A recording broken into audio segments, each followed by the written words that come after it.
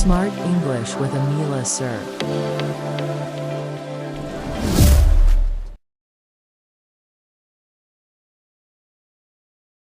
This is a very special place which you can see on your way to Horton Plains.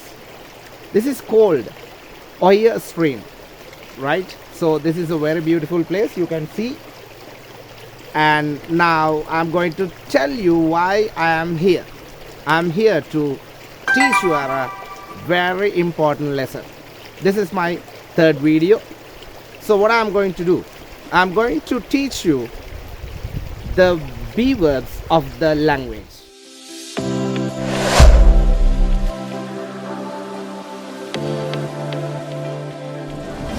Right? What are the B words?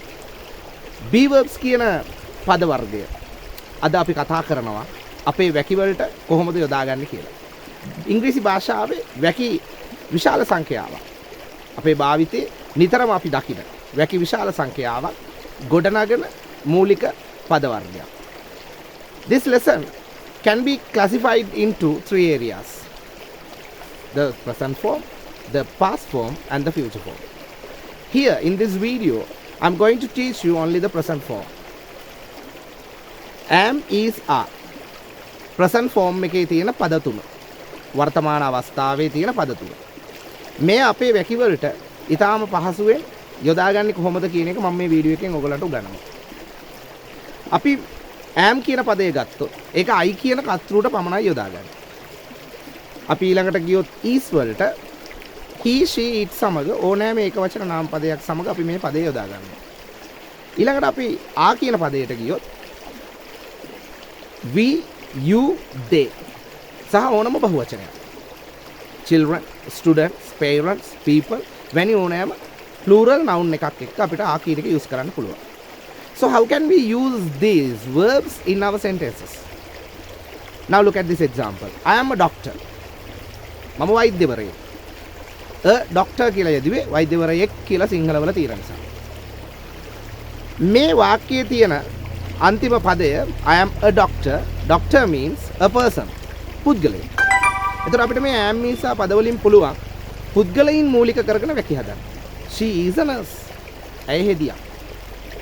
He is a teacher. ඔහු ගුරුවරයෙක්. ඒ පුද්ගලයන් මූලික කරගෙන මේ පද අපි භාවිත කරන ආකාරය.